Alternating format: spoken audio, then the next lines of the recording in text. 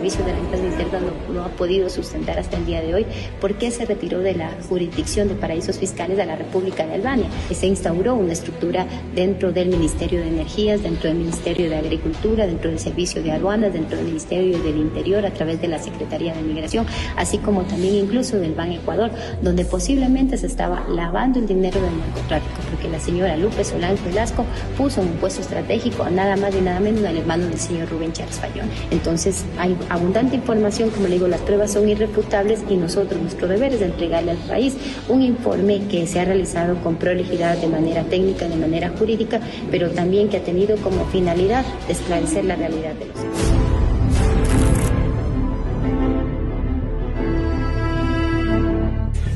Y la decisión frente a la coyuntura. No puedo adelantar a ninguna tesis, a ninguna especulación.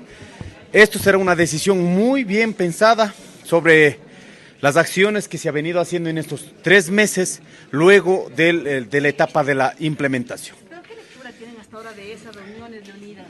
Bueno, ya hemos sido absolutamente claros. No hay un cumplimiento de los acuerdos. Consecuencias sobre eso, ahora se dará informe, en este caso una evaluación absolutamente responsable de cada acuerdo que tanto se ha avanzado, que no se confunda aquí los procesos con el acuerdo en este sentido. Así que yo no puedo adelantar en este momento, será la decisión de las bases y a las 5 de la tarde invitamos a los medios de comunicación a establecer esta rueda de prensa y daremos a conocer. Muchas gracias. Que ellos están listos para ir a la calle si es que ustedes también ahora lo dicen. ¿Qué dicen ustedes desde la FONAI y el Unidas? Bueno, por eso digo, las resoluciones de la tarde daremos a conocer. Cada organización hemos unido respetando nuestra autonomía organizativa. Nosotros no podemos incidir en la decisión de ninguna organización, pero siempre con las resoluciones de cada organización nos juntaremos, analizaremos y tomaremos decisiones conjuntas. Muchas gracias.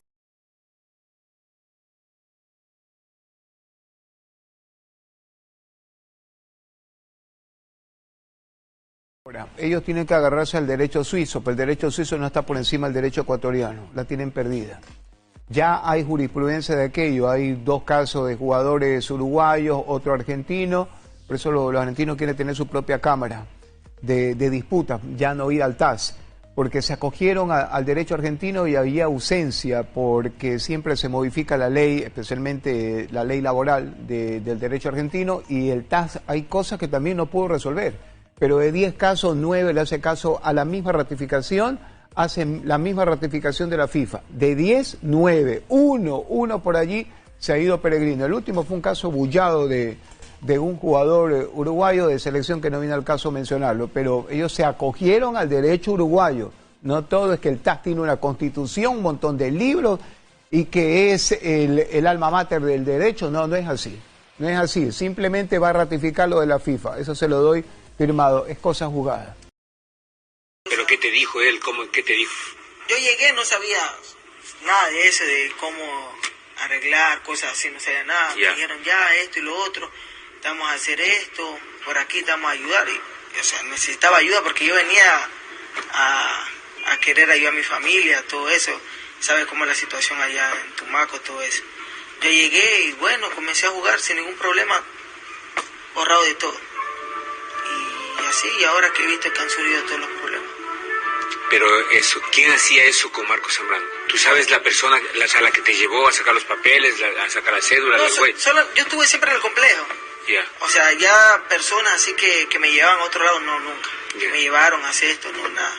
Yo creo que ya trabajan con otra gente, no sé cómo trabajan. Pero Marcos Zambrano te hizo todo eso, al principio. Claro, él habló conmigo todo, que me iba a ayudar, esto y lo otro, y eso. Ya. Yeah. Pero tú exactamente, ¿cuándo eres nacido? De 95. 95. Sí.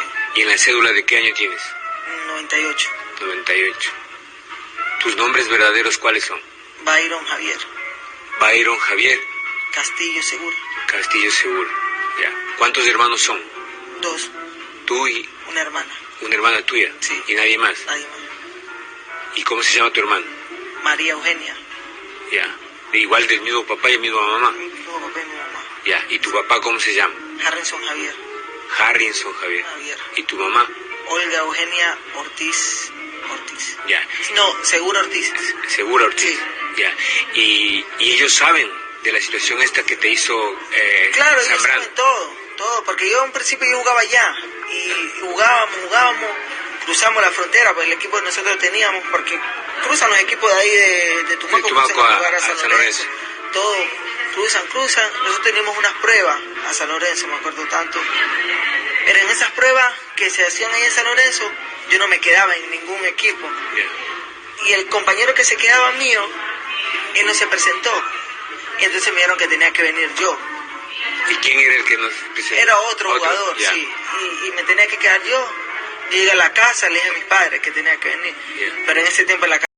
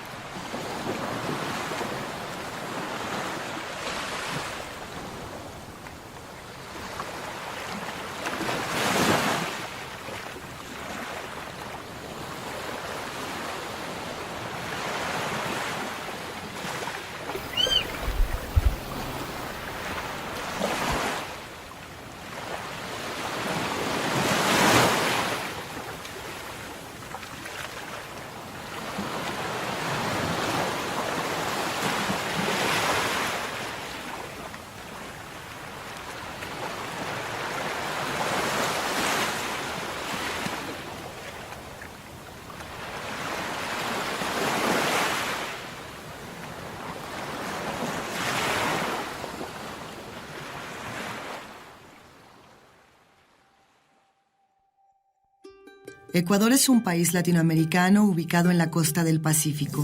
Su capital es Quito y sus idiomas oficiales son el castellano, el quichua y el shuar. Hacia finales del siglo XV, los pueblos indígenas que habitaron lo que hoy es Ecuador enfrentaron la conquista del Imperio Inca desde el sur del actual Perú. Gobernado por Atahualpa a la llegada de los españoles, el Incario cayó y la actual ciudad de Quito fue arrasada a su paso. Con la conquista vino la colonia, una nueva época que dio inicio a inacabados mecanismos de dominación, explotación, desigualdad y persecución cultural. Para la segunda mitad del siglo XVIII, el régimen colonial estaba agotado. Eran los albores de los movimientos de independencia en América Latina y el Caribe. La Junta Soberana, el primer intento independentista en la Real Audiencia de Quito, fracasó. Sin embargo, la mañana del 24 de mayo de 1822, el mariscal Sucre, el mejor general del libertador Simón Bolívar, derrotó al ejército realista en las faldas del volcán Pichincha. 10 años después comenzaría la historia de lo que hoy es Ecuador en tanto nación libre, soberana e independiente. Los años pasaron y con ellos vinieron los gobiernos constructores de nacionalidad como los del insigne Vicente Rocafuerte o el revolucionario viejo luchador Eloy Alfaro. A partir de los 60, diversos gobiernos fueron renunciando a la soberanía nacional, entregando los recursos del pueblo ecuatoriano a intereses extranjeros. Ante ello, se levantó un vigoroso movimiento de los pueblos indígenas, que además de defender sus derechos, conformó la principal resistencia al neoliberalismo. En 2007, con Rafael Correa a la cabeza, inició la llamada Década Ganada, un proyecto democrático, nacional y popular que se tradujo en grandes conquistas sociales, desarrollo económico, educación, salud, vivienda y soberanía.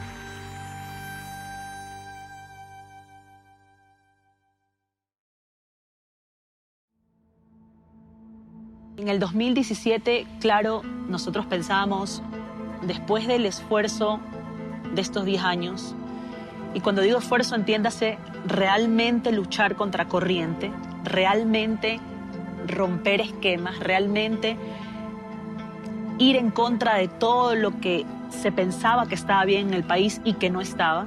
Sabíamos que teníamos que ganar, porque venía justamente esta restauración conservadora en toda la región. Ya habíamos pasado por los golpes contra Zelaya, contra Lugo. Había una situación ya muy hostil en Brasil. Estaba dándose justamente el impeachment contra Dilma. Se había perdido las elecciones en Argentina. Había ganado Macri. De tal manera que nosotros sabíamos que en nuestra decisión recaía no perder el proceso de la Revolución Ciudadana y poderlo sostener. Y en ese sentido había muchas discusiones sobre qué características debía tener quien asuma la conducción del país. Y lo digo, siempre iba a ser una transición porque obviamente nadie iba a ser Rafael Correa y las condiciones eran distintas. Mi candidato siempre fue Jorge Glass, pero finalmente un grupo ahí de decisión en el buró se hicieron. ¡Hasta la victoria siempre, compañeros queridos! ¡Ábrense! ¡Ábrense! ¡Ábrense! Lenín Moreno, Quito renace. Pavel, alcalde. Joven, él fue parte del movimiento de izquierda revolucionario del MIR y era una persona en la cual siempre estuvo vinculada hacia la izquierda. Estábamos entre Lenín Moreno y la candidatura también de Jorge Glass, que digamos de una u otra manera Jorge acoplaba toda esa conducción del partido político y de la militancia dura. Moreno acoplaba la necesidad y la posibilidad de una ganancia real porque manejaba otro perfil más suave, un perfil que había estado ligado a los temas sociales, que le había dado capitalización política a través del manejo de los programas y proyectos sociales de Correa, de tal manera que en las cifras y en las encuestas, pues Moreno era el que garantizaba ganar la elección. La revolución ciudadana va a continuar y creemos que el mejor ecuatoriano para guiar la siguiente etapa de este proceso político es ese increíble ser humano Lenín Moreno Garcés. Yo confiaba en Lenín Moreno, jamás pensé que él nos vendería. Fue una campaña muy intensa también, en la que todos nos involucramos y dijimos, esto es el todo o el nada. Se pasó diciendo en toda la campaña que iba a continuar con la Revolución Ciudadana. Todo el tiempo era eso. Era, yo voy a continuar con el proyecto de la Revolución Ciudadana, que es una leyenda. Incluso decía, yo a mis nietos les voy a decir, yo cabalgué con Correa. Yo cabalgué junto a Correa. Yo fui parte de la Revolución Ciudadana. Quien hace la revolución son ustedes, es el pueblo ecuatoriano. Pero para lograrlo, necesito que me acompañe el de las hidroeléctricas, el de los proyectos multipropósito, el primero en llegar a Manaví. Sí, ese Jorge, este Jorge.